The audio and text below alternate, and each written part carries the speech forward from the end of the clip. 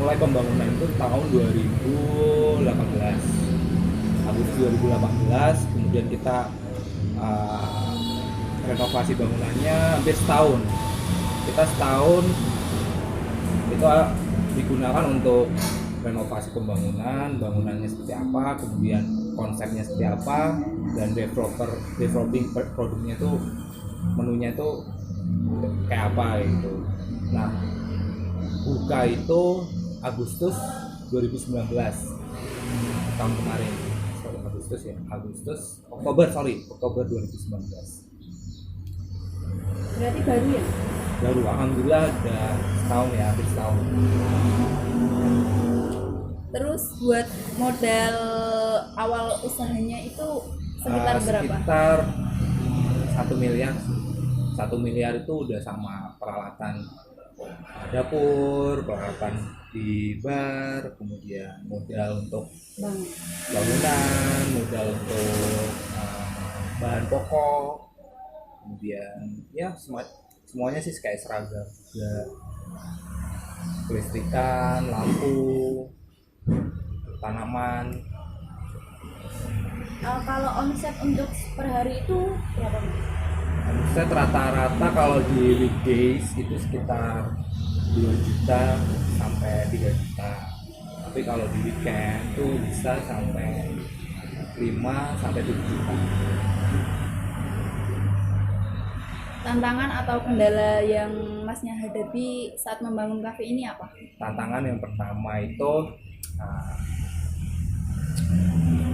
gimana ya? Tantangannya itu pertama kayak nggak pede gitu loh. Kok coffee shop di Uleri ya.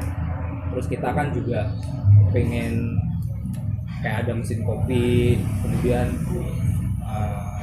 biji kopi yang house blend kayak gitu kan, edukasi ke masyarakat kan memang harus ekstra kayak gitu di kota kecil Uleri ini. Kenapa? Karena di sini kan mungkin pasarnya beda dengan yang di kota Semarang. Kota Semarang kan mungkin udah tahu ya kayak coffee shop tuh kayak apa, tempatnya tuh untuk apa gitu. Nah di sini aku mau edukasi untuk teman-teman yang mau nyoba kopi sih. Nah kemudian kan tantangan yang berikutnya itu sumber daya manusia, SDM. Di sini memang saya agak susah untuk cari SDM. Kenapa? Karena mungkin di sini bisnis F&B itu kayak apa ya? Kayak mungkin anggapannya memang lebih orang mau ngelamar tuh mungkin dalam anggapan saya lebih suka ke garment yang pabrik gitu ya mungkin ya. Dia kan pasti carinya yang di Semarang kayak gitu yang. Kemudian kan kalau di sini kan saya cari susahnya di situ SDM-nya, makanya harus ekstra trainingnya.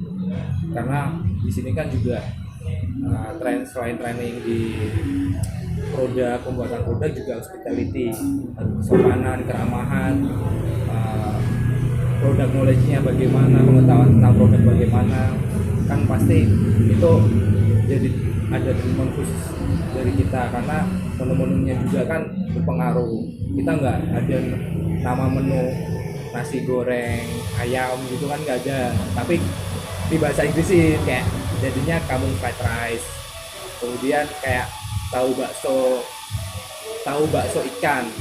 Nah aku ganti namanya kayak jadi tuna tofu. Nah itu kan di sini pasti kan orang kayak nggak tahu ya ini menu apa sih, menu apa. Nah jadi di bar teman-teman di sini itu harus ekstra menjelaskan ini tuh apa, ini tuh apa, ini tuh apa. Kemudian tantangan berikutnya itu apa ya? Karena saya juga lebih suka konsep yang berbeda, jadi kita kan menggunakan pager yang tadi itu, pager yang itu. Jadi ketika orang pesen kita kasih pager nih. Nah pager itu nanti bunyi setelah orderan minuman jadi, khusus minuman. Nah itu sudah dilakukan di kota-kota besar kayak di Jogja, Bandung, Jakarta. Nah aku pengen kayak gitu nih di Uleri. Nah tantangannya adalah edukasi juga gitu loh, bahwa ini loh biar ambil sendiri, kayak orang lebih ke bar kayak gitu, lebih suka ke bar kayak gitu. Kenapa? Karena untuk meminimalisir kendala kos di karyawan, jadi biar gak ada waiters itu. Nah itu tantangannya kan edukasi ke customer nih. Alhamdulillah setelah berjalan hampir 1 tahun ini, image-nya kan terbentuk bahwa di sini memang kalau mau beli minum ya ambil sendiri, itu nggak dianterin. Terus tantangan berikutnya, karena saya basic di manajemen ya, dan saya belum ada dasar di bisnis F&B. F&B itu food and beverage, jadi itu tentang kuliner lah, bisnis kuliner. Saya nggak ada, saya nggak bisa masak loh. Saya itu nggak bisa masak, nggak bisa, kopi aja nggak suka. Tapi kenapa bisa bikin ini? Karena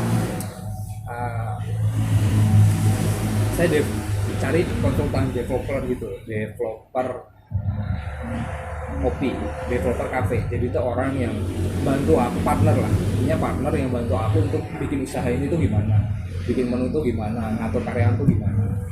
Ya di awal-awal sih pusing, karena kan pasti kan kayak komplain, kemudian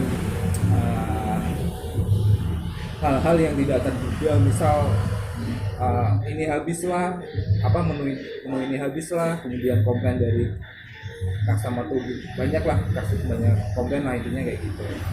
Nah itu kan tantangan juga ya, karena aku benar-benar nggak paham tentang bisnis kuliner, apalagi kan berkaitan dengan belanja ke pasar kan ada belanja yang fresh kayak sayur-sayuran kayak gitu.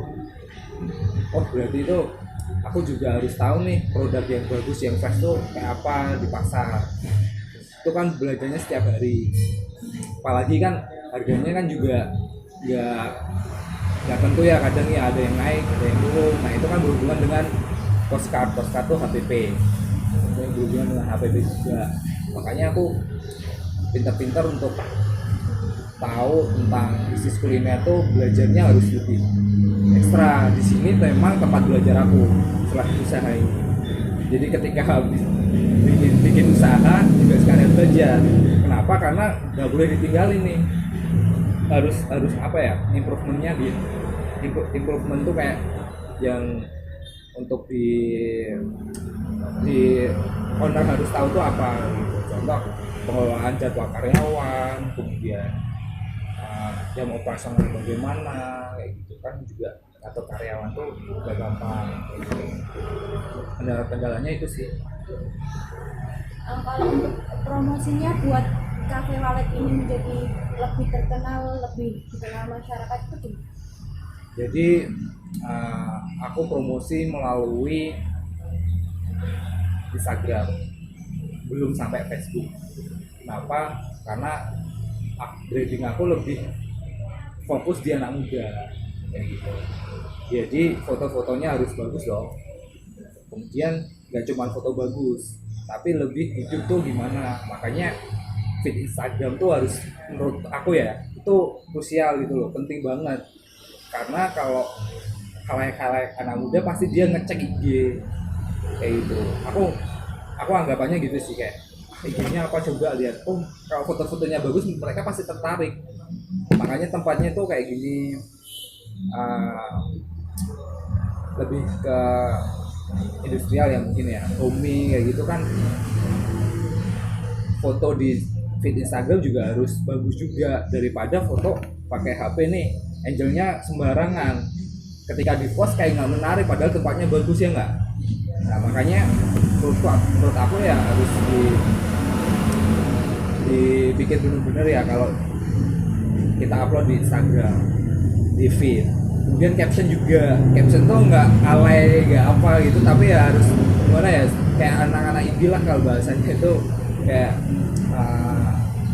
jangan terlalu alay lah, terus jangan terlalu formal juga. Masa ngomongnya aku kamu gitu kan, kayak nggak anak kekinian banget. Mending ya kalian atau guys, atau misal apa ya, Bro.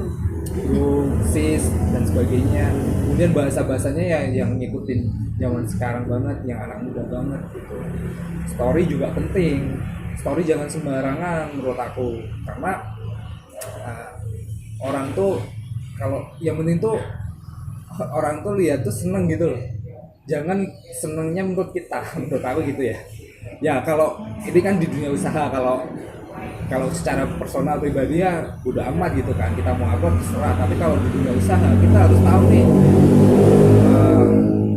Nah aku belajarnya itu lihat coffee shop lain, tapi di coffee shop di Jogja, di Bandung tuh foto-fotonya kan keren-keren. Dia nggak cuman upload makanan jebret full gitu, enggak. Foto makanan nih biar menarik ya, terus kita upload. Itu nggak kayak gitu, harus ditambahin apa kayak gitu, misal tangan gini atau konsep-konsep lah, berkonsep kayak gitu biar hidup. Itu sih kalau di, jadi promosinya aku belum ke ranah kayak ke promo diskon makanan, itu udah dulu ya, tapi nggak ya segencar di aku posting di Instagram kayak gitu, nggak segencar itu kalau untuk diskon kayak gitu belum. Tapi dulu pernah, tapi nggak sering gitu loh. Terus bagaimana masnya untuk mengatasi keuangan yang kadang naik kadang turun gitu? Mengatasi keuangannya, makanya kita harus punya standar apa ya namanya ya, kayak dompet itu.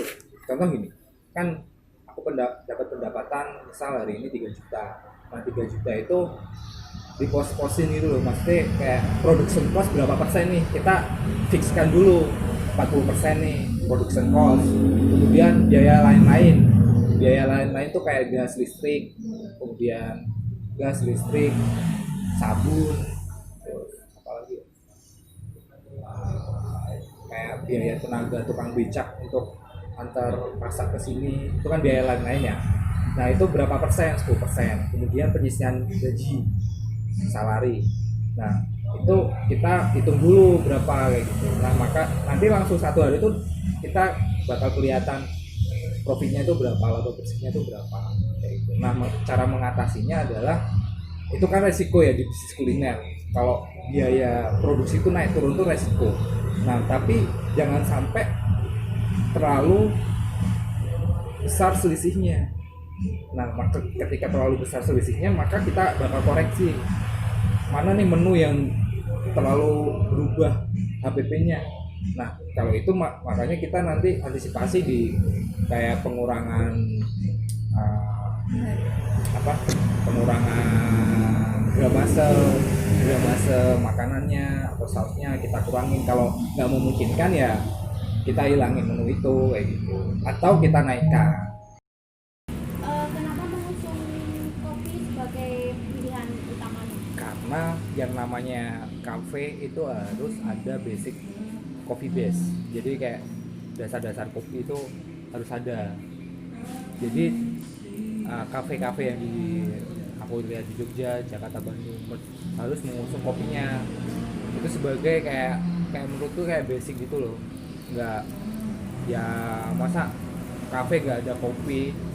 Nah sedangkan kopi itu nggak cuman manual brew kan, tapi harus ada juga yang pakai mesin kayak gitu kan. Nah aku melengkapinya ya memang untuk kebutuhan branding aja gitu. Mas, kalau saat situasi pandemi kayak gini, apa kendalanya itu gimana? Atau pengunjungnya berkurang atau pemasukan berkurang gitu? Alhamdulillah, berarti Februari itu aku masih buka, bulan Maret aku masih buka. Seminggu sebelum akhir Maret itu kan rame-ramenya ya corona ya, aku coba take away. Di sisi lain kan kita juga takut kan, was-was ntar kalau ketularan gimana kayak gitu kan, amit-amit deh. Nah terus seminggu sebelum bulan April itu kan aku buka, tapi hanya melayani take away, dan itu nggak laku karena aku juga belum terdaftar di GrabFood. Jadi setelah bulan April, berarti bulan April, Mei aku tutup, 2 bulan tuh aku tutup. aku tutup, kemudian buka lagi 27 Mei habis lebaran ya kalau nggak salah. Habis lebaran, alhamdulillah dalam 1 bulan pengunjung ada, tapi nggak seramai sebulan sebelum COVID. Terus itu bulan Mei, berarti Juni, Juli, Agustus, alhamdulillah pengunjungnya normal kembali. Nggak, ya kendalanya ketika tutup tuh kan pasti aku juga sebagai pengusaha kan mikirin teman-teman yang kerja di sini. Aku nggak pengurangan karyawan, alhamdulillah nggak kayak work from home gitu, nggak, tapi tetap aku gaji full, tapi dia sini untuk tiket itu, tiket selama 2 bulan.